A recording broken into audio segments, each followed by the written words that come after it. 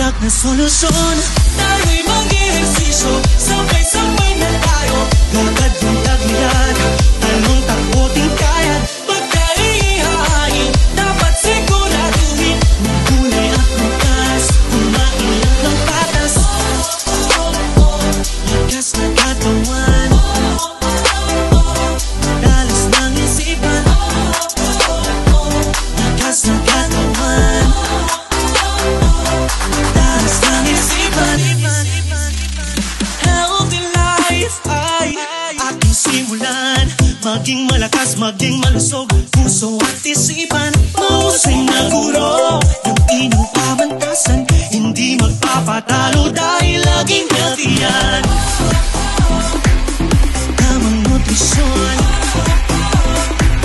tiyak na solusyon. Tayo'y mag-ehersisyo, sabay-sabay na tayo. Lakad yung